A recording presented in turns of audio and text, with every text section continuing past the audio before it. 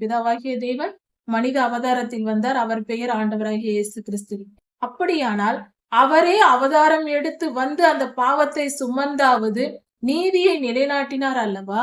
நம் பாவங்களை நம்மை மீட்கும்படியாக அவர் சுமந்து கொண்டார் அல்லவா? அவர் அவ்வளவு நீதி உள்ளவர் என்பதை மறந்து விடக்கூடாது. அவர் சும்மா விட்டு விடுவது என்றால் சிலுவை மரணமே தேவைப்படாது. கிருபை என்று நினைத்து கொண்டு பாவம் செய்து கொண்டு இருக்கக்கூடாது. தயவு செய்து புரிந்து கொள்வோம். கிருபை என்பது நாம் பாவம் செய்யாதபடிக்கு பரிசுத்தமாய் வாழ்வதற்கு தேவையான சந்தர்ப்ப சூழ்நிலைகளை கர்த்தர் ஏற்படுத்தி தருவார். அதை பயன்படுத்தி நாம் பத்திரமாக இருக்க வேண்டும். நமக்கு உதவி கிடைக்கும். ஆனால் பரிசுத்தமாய் வாழ வேண்டியது நமது கடமையா இருக்கிறது. கர்த்தர் நமக்கு பலன் தருவார், கூட இருந்து பாதுகாப்பார். ஆனால் நாம் தான் பரிசுத்தமாய் வாழ வேண்டும். நம்முடைய பிதாவாகிய தேவனுடைய அன்பும் ஆண்டவராகிய இயேசு கிறிஸ்துவின் கிருபையும் சமாதானமும் உங்கள் அனைவரோடும் கூட என்றென்றைக்கும் இருப்பதாக. தலைப்பு: நான் உன்னை விட்டு விடுவதும் இல்லை, உன்னை கைவிடுவதும் இல்லை. நீதிமொழிகள் 6ஆம் அதிகாரம் 23ஆம் வசனம். சாதாரணமாக நாம் வாழ்வதற்கு வெளிச்சம் தேவை. நாம் பகலில் நடந்து போகும் பொழுது வெளிச்சம் தேவை. இரவிலும் நமக்கு வெளிச்சம் தேவைப்படுகிறது. அதாவது நம் வீட்டில் இருக்கும் பொழுது, உதாரணத்திற்காக வைத்துக் கொள்வோம், வெளிச்சத்தில் நாம் நடக்கும் பொழுது எந்த பொருளையும் சுலபமாக நம்மால் எடுக்க முடியும், வைக்க முடியும், அந்த இடத்திற்கு செல்ல முடியும். வெளிச்சத்தில் நடந்து கொண்டு எல்லா காரியத்தையும் சுலபமாக செய்யலாம். ஒருவேளை இரவு நேரத்தில் விளக்கு வெளிச்சம் எதுவும் இல்லாத பொழுது நாம் ஒரு காரியத்தை, சிறிய காரியங்களை, ஒரு கேண்டில் எடுத்து அதை பற்ற வைக்க வேண்டும் என்றாலும் மிகவும் கடினமாக நமக்கு தோன்றும்.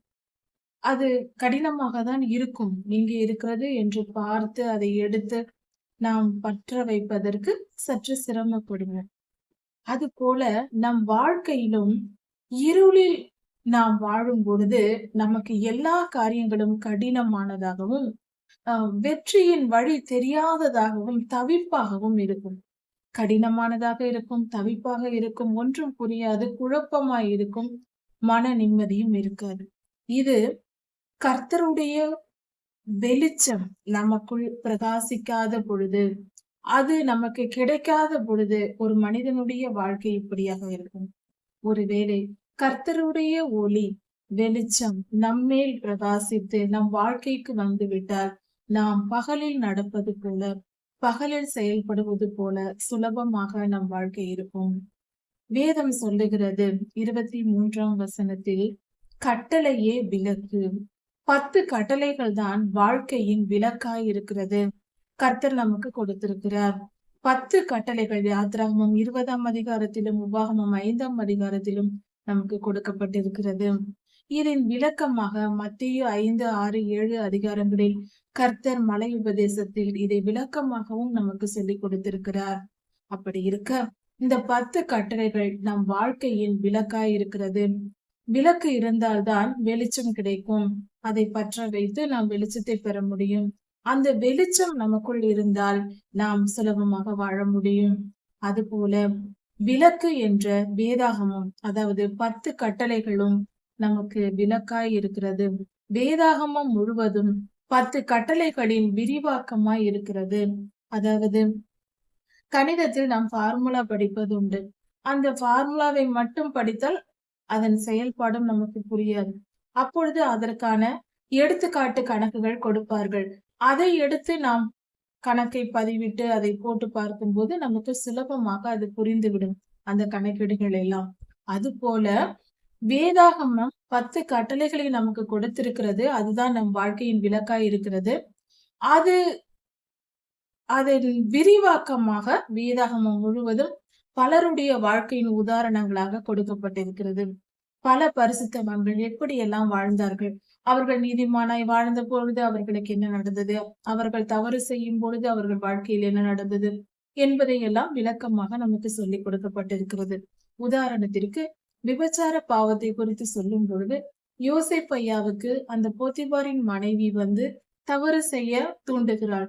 அப்பொழுது யோசேப்பு ஐயா நடந்து கொண்ட விதம் பரிசுத்தமாய், நான் கர்த்தருக்கு முன்பாக பாவம் செய்ய மாட்டேன் என்று விலகி ஓடி வந்து விட்டார். இது இப்படிதான் வாழ வேண்டும் என்று யோசேப்பையாவின் வாழ்க்கை மூலம் நமக்கு சொல்லிக் கொடுக்கப்படுகிறது. அதே போல இந்த பாவத்தை செய்தால் என்ன நடக்கும் என்பதை தாவீது ராஜாவின் வாழ்க்கையில் அவர் பத்செபாளிடத்தில் பாவம் செய்த போது பிறனுடைய மனைவியை தவறாக நடத்தியதின் மூலம் அந்த பெண்ணை தனக்கு மனைவியாக்கி கொண்டதினால் கர்த்தர் அவருக்கு கொடுத்த தண்டனை 4 பிள்ளைகள் அவருக்கு இறந்து போயின. அவருடைய பிள்ளைகள் 4 பேரை இழந்தார். இப்படி நடந்தது. இதையும் நாம் சற்று கவனிப்போம். தவறு செய்தால் அது ஒரு ராஜாவா இருந்தாலும் கர்த்தருடைய இருதயத்திற்கு ஏற்ற மனிதனாய் இருந்தாலும் கர்த்தர் நியாய தீர்ப்பை அந்த மனிதனுக்கு கட்டளையிட்டார். தாவீது ராஜா அதை அனுபவித்தார். அவர் செய்த பாவத்திற்கு நியாய தீர்ப்பை பெற்று, அது மட்டுமல்ல, உரியாவை கொன்ற பாவத்திற்கும் அவர் காலம் முழுவதும் யுத்த களத்தில் இருந்தார். யுத்தம் யுத்தம் என்று அவருக்கு ஓயாமல் இருந்தது. இது பட்டயம் அவரை விட்டு விலகவில்லை. கர்த்தர் கொடுத்த நியாய தீர்ப்பாய் இருக்கிறது. இப்படி கர்த்தருக்கு பிரியமான மனிதர்களாய் இருந்தாலும் அதனால் பாவம் செய்யலாம் என்று நினைத்துக் கொள்ளக்கூடாது. கர்த்தர் பரிசுத்தமானவர். நாம் பரிசுத்தமாய் இருக்க வேண்டும். பாவம் செய்வதற்கு கர்த்தர் இடம் கொடுக்க மாட்டார். பாவம் செய்கிறவனை கர்த்தருக்கு பிடிக்காது. பரிசுத்தம் தான் கர்த்தருடைய சுபாவம். அதையே நாமும் அவருடைய பிள்ளைகளாகிய நாமும் பெற்றிருக்க வேண்டும் என்பதே கர்த்தருடைய சித்தமாய் இருக்கிறது. நம்மை பரிசுத்தமாக்கவும் நீதிமானாய் மாற்றவும் தான் ஆண்டவராகிய இயேசு கிறிஸ்து நமக்காக சிலுவையில் அறையப்பட்டு தம் ஜீவனை கொடுத்து நம்மை மீட்டு கொண்டார். ஏன்? நம்மை பரிசுத்தமாக்கதான். அப்படி இருக்க நான் பாவம் செய்து கொண்டே பரலோகத்திற்கு போய்விடுவேன் என்று கனவு கண்டு கொண்டிருக்க கூடாது. அது நடக்காத காரியம். கர்த்தர் பரிசுத்தர். பரலோகம் பரிசுத்தமான இடம். அங்கு போய் நாம் நித்திய ஜீவனில் வாழ வேண்டும் என்றால் கர்த்தர் பரிசுத்தவான்களை தான் சேர்த்துக் கொள்வார். இல்லை என்றால் நரகம் என்பது எதற்கு? நியாய தீர்ப்பை கொடுப்பதற்கும் பாவிகளை அங்கு தள்ளுவதற்குமே அதுவும் இருக்கிறது. தயவு செய்து கிருபை என்று சொல்லிக்கொண்டு பாவம் செய்யக்கூடாது. கிருபை என்பது பாவத்திலிருந்து தப்பித்துக் கொள்வதற்கான வழியும் பாவம் செய்யாமல் இருப்பதற்கான சூழ்நிலைகளையும் நாம் இரக்கப்பட்டு கர்த்தரிடத்தில் இரக்கத்தை கேட்கும் பொழுது அவர் நமக்கு இரக்கப்பட்டு கொடுப்பது. கிருபை என்பது நாம் பரிசுத்தமாய் வாழ்வதற்கான சந்தர்ப்ப சூழ்நிலைகளை கர்த்தர் ஏற்படுத்தி கொடுப்பார். அதுதான் கிருபை. அதை புரிந்து கொள்ள வேண்டும். பாவம் செய்து கொண்டு அதை அப்படியே விட்டு விடுவதற்கு பேர் கிருபை அல்ல. ஒருவேளை அப்படி கர்த்தர் செய்தார், அவர் அநீதி உள்ளவர் என்று உலகம் குற்றம் சாட்டாதா? அல்லது சாத்தான் சொல்ல மாட்டானா? அவனுடைய வேலையை யாரிடம் குற்றம் சாட்டுவது என்பதை. கர்த்தர் ஒரு மனிதன் தவறு செய்திருக்கும் பொழுது அவனை மன்னித்தேன் விட்டேன் என்று சொல்லி அவனை ஒன்றும் செய்யாமல் விட்டு விட்டால், அந்த தவறை அப்படியே விட்டு விட்டால், நியாய தீர்ப்பு கொடுக்காவிட்டால் அவர் அநீதி உள்ளவர் என்ற பொருளாகாதா? அதனால்தான் நம்மை மீட்டு கொள்ளும்படியாக, நம்மை மன்னிக்கும்படியாக கர்த்தர் தமது குமாரனாகிய ஆண்டவராகிய இயேசு கிறிஸ்துவையே, தம்முடைய ஒரே பேரான குமாரனை இந்த பூமிக்கு அனுப்பி சிலுவை மரணத்தை அவருக்கு கொடுத்தார். சாத்தானின் எல்லா கொடுமைகளையும் அவர் மேல் சுமத்தி நமக்காக அவர் மேல் அந்த பாவத்தை சுமந்தார். அதாவது பிதாவாகிய தேவனே தம்முடைய ஒரே பேரான குமாரனை, அவரும் மனித அவதாரம் எடுத்து வந்தார். பிதாவாகிய தேவன் மனித அவதாரத்தில் வந்தார். அவர் பெயர் ஆண்டவராகிய இயேசு கிறிஸ்து. அப்படியானால் அவரே அவதாரம் எடுத்து வந்து அந்த பாவத்தை சுமந்தாவது நீதியை நிலைநாட்டினார் அல்லவா? நம் பாவங்களை நம்மை மீட்கும்படியாக அவர் சுமந்து கொண்டார் அல்லவா? அவர் அவ்வளவு நீதி உள்ளவர் என்பதை மறந்து விடக்கூடாது. அவர் சும்மா விட்டு விடுவது என்றால் சிலுவை மரணமே தேவைப்படாது. கிருபை என்று நினைத்து கொண்டு பாவம் செய்து கொண்டு இருக்கக்கூடாது. தயவு செய்து புரிந்து கொள்வோம். கிருபை என்பது நாம் பாவம் செய்யாதபடிக்கு பரிசுத்தமாய் வாழ்வதற்கு தேவையான சந்தர்ப்ப சூழ்நிலைகளை கர்த்தர் ஏற்படுத்தி தருவார். அதை பயன்படுத்தி நாம் பத்திரமாக இருக்க வேண்டும். நமக்கு உதவி கிடைக்கும். ஆனால் பரிசுத்தமாய் வாழ வேண்டியது நமது கடமையா இருக்கிறது. கர்த்தர் நமக்கு பலன் தருவார், கூட இருந்து பாதுகாப்பார். ஆனால் நாம் தான் பரிசுத்தமாய் வாழ வேண்டும். ஒருவேளை நான் அறியாமையினால் கடந்த காலத்தில் பாவம் செய்தேன், எனக்கு மன்னிப்பு கிடைக்காதா என்றால் நிச்சயம் மன்னிப்பு உண்டு. கர்த்தர் நம்மை மன்னிக்க கிருபை பெருத்தவராயிருக்கிறார். ஒரு மனிதன் ஆயுள் நாளில் எத்தனை வயதானாலும் பரவாயில்லை, தன் வாழ்நாள் முழுவதும் கடந்த காலத்தில் செய்த பாவங்களை நான் செய்தது தவறு என்று உணர்ந்து கர்த்தரிடத்தில் மன்னிப்பு கேட்டால் எப்பொழுதும் அவர் மன்னிக்கிறவராயிருக்கிறார். மனம் திரும்பினால் கண்டிப்பாக மன்னிப்பு உண்டு. அதில் எந்த சந்தேகமும் இல்லை. ஆனால் அந்த பாவத்தின் விளைவாக சில காரியங்கள் நம் வாழ்க்கையில் துன்பங்கள் வரும். அதை நாம் சுமந்து தீர்க்கத்தான் வேண்டும். ஆனால் மன்னிப்பு கிடைக்கும், பரலோகத்திற்கும் செல்லலாம். நான் பாவம் செய்து விட்டேன், இனி என் வாழ்க்கையில் நான் பரலோகத்தை நினைக்க முடியாதா? நித்திய ஜீவனை சுதந்திரிக்க முடியாதா? நான் நரகத்திற்கு தான் செல்வேனா என்று யாராவது நினைத்தால் நிச்சயமாக இல்லை. மனம் திரும்ப வாய்ப்பு ஆண்டவர் கொடுத்திருக்கிறார். அதற்கு பெயர்தான் கிருபை. நாம் மனம் திரும்பி விட்டால், நாம் செய்தது தவறு என்று உணர்ந்தால் போதும். உணர்ந்து கர்த்தரிடத்தில் அறிக்கை செய்ய வேண்டும். சுவாமி, நான் இந்த பாவங்களை எல்லாம் செய்தேன், இதையெல்லாம் நான் செய்தேன், அறியாமையினால் செய்தேன், இதை பாவம் என்று இப்பொழுது அறிந்து கொண்டேன், என்னை மன்னியும், நான் பரிசுத்தமாய் வாழ விரும்புகிறேன் என்று கர்த்தரிடத்தில் அறிக்கையிட்டு மனம் திரும்பி பின்பு அந்த பாவத்தை செய்யக்கூடாது. அதன் பின்பு கர்த்தரிடத்தில் மன்னிப்பு கேட்ட பின்பு மீண்டும் மீண்டும் அந்த பாவத்தை செய்கிற எண்ணமே இருக்கக்கூடாது. பரிசுத்தமாய் நாம் அதை விட்டு மீண்டு வரும் பொழுது கர்த்தர் நிச்சயம் நம்மை பாதுகாப்பார். அவர் நம்மை பாதுகாத்துக் கொள்வார். அதன் பின்பு அந்த பாவம் செய்வதற்கான சந்தர்ப்ப சூழ்நிலைகளை நம்மை மாற்றிவிடும். அந்த சூழ்நிலைகள் வராதபடிக்கு தடை செய்வார். நமக்கு மன உறுதியை தருவார். வேத வசனங்களை, அப்பொழுதுதான் நமக்கு வேத வசனங்கள் தேவைப்படுகிறது. வேதத்தின் மூலமாக கர்த்தர் நம்மை தினந்தோறும் பேசி வேதம் வாசிக்க வேண்டும் என்று தினந்தோறும் சொல்வதற்கு காரணம் அதுதான். அப்படி நாம் வாசிக்கும் போது நம் ஆத்துமாவில் இருக்கிற பாவ சுபாவங்கள் மாறி போய் பரிசுத்தம் அடைவோம். ஆவியில் கர்த்தருடைய ஆவியானவர் வந்து நம்மை ஆளுகை செய்வார். ஆத்துமாவை வேத வசனங்கள் உள் சென்று அதை பரிசுத்தப்படுத்தும். இப்படியாக நம் வாழ்க்கை ஒளிமயமாகும், பிரகாசம் அடையும். அதனால் நாம் செய்ய வேண்டிய காரியங்கள் என்ன? முதலில் நாம் செய்ய வேண்டியது கர்த்தருக்கு பிரியமாய் வாழ வேண்டும். அதற்கு என்ன செய்ய வேண்டும்? கர்த்தருடைய 10 கட்டளைகளை நம் வாழ்க்கையின் விளக்காய் இருக்கிறது. அந்த விளக்கை நாம் ஏற்றுக்கொள்ள வேண்டும்.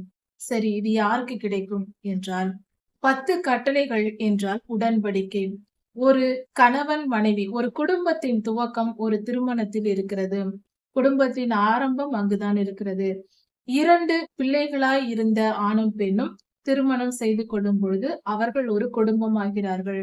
அந்த திருமண பந்தத்திற்கு அடையாளமாக தாலி அணிவிக்கப்படுகிறது. தாலி என்பது திருமணத்தின் அடையாளமாய் இருக்கிறது, உடன்படிக்கையின் அடையாளம்.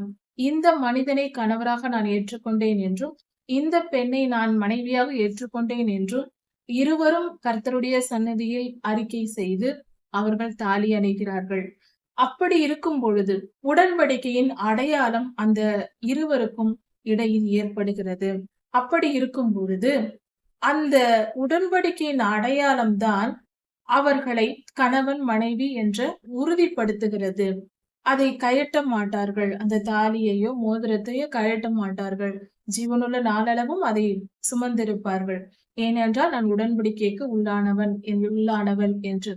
அப்படி இருக்க ஒரு காரியத்தை கவனிக்க வேண்டும். இதே போல கர்த்தரும் மனிதனோடு, மனித இனத்தோடு, திருச்சபையோடு, உலகமெங்கும் இருக்கிற கர்த்தருடைய பிள்ளைகளோடு அவர் உடன்படிக்கை செய்கிறார். ஒவ்வொரு தனி மனிதனோடும் உடன்படிக்கை செய்கிறார். அந்த உடன்படிக்கையின் அடையாளம், திருமண பந்தத்தின் அடையாளம் தாலி எப்படியோ அதுபோல கர்த்தருடைய உடன்படிக்கையின் அடையாளமாக, அக்ரிமெண்டின் அடையாளமாக வேத புத்தகம் இருக்கிறது. அதாவது 10 கட்டளைகள் இருக்கிறது. 10 கட்டளைகள் உடன்படிக்கை பெட்டிக்குள் இருந்தது. 10 கட்டளைகள் தான் உடன்படிக்கை. இந்த 10 கட்டளைகளையும் எந்த மனிதன் ஏற்றுக்கொண்டு, மனதால் ஏற்றுக்கொண்டு அதை கடைபிடித்து நடக்கிறார்களோ அவர்களே கிறிஸ்தவர்கள். அதை விட்டுவிட்டு வார வாரம் நான் சபைக்கு செல்லுகிறேன், திருச்சபை சென்று கர்த்தரை தொழுது கொள்ளுகிறேன், அதனால் நான் கிறிஸ்தவர்கள் என்று நினைத்து கொண்டிருந்தால் அது நிச்சயம் சரியான முறைமை அல்ல. கர்த்தர் அப்படி பார்ப்பதில்லை. கர்த்தருடைய பார்வையில், அவருடைய சிந்தனையில் நாம் எப்படி இருக்கிறோம் என்பதே முக்கியம். நாம் கிறிஸ்தவர்கள் என்று உலகம் சொல்லுகிறதா, நாம் சொல்லுகிறோமா என்பது முக்கியம் அல்ல. கர்த்தர் சொல்ல வேண்டும், இவள் என்னுடைய மகள், இவன் என்னுடைய மகன், இவர்கள் என்னுடையவர்கள் என்று கர்த்தர் சொல்ல வேண்டும்.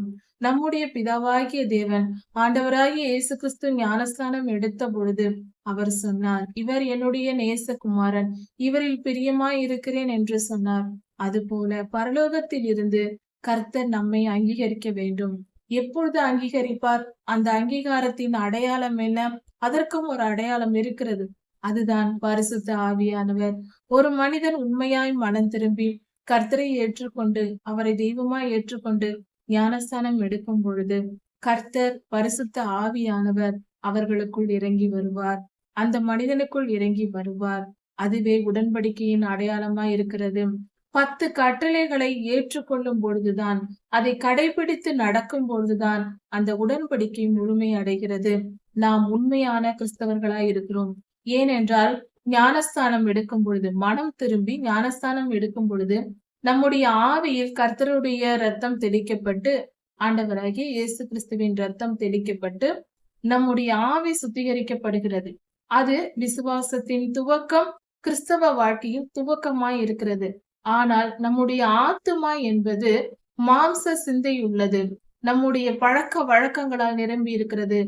எந்த ஒரு மனிதனும் கிறிஸ்தவனான உடனே எல்லா பாவத்தையும் விட்டு ஒரு திடீரென்று ஒரு மாற்றம் வாழ்க்கையில் வந்து விடாது. கொஞ்சம் கொஞ்சமாக தான் மனம் மாறும்.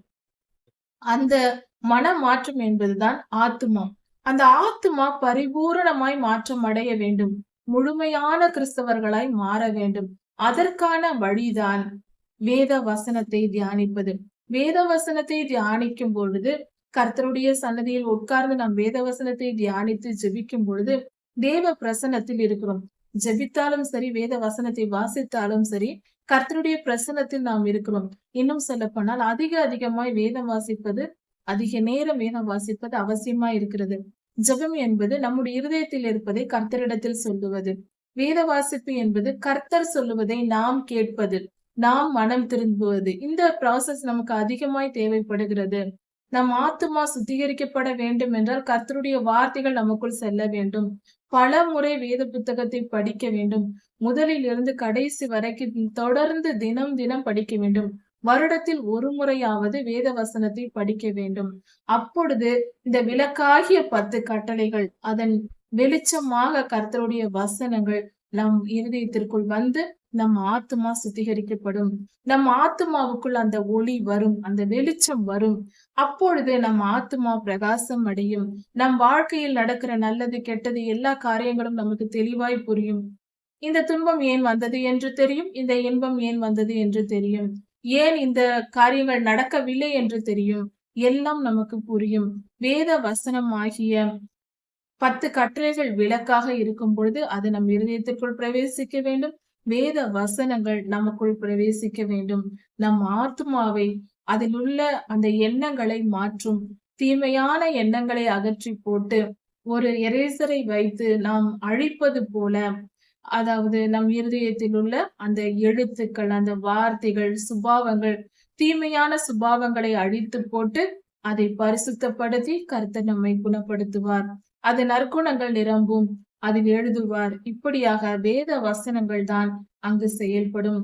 அதன் மூலமாக, வேத வசனத்தின் மூலமாக பரிசுத்த ஆவியானவர் நம் ஆத்மாவை சுத்திகரிப்பார்.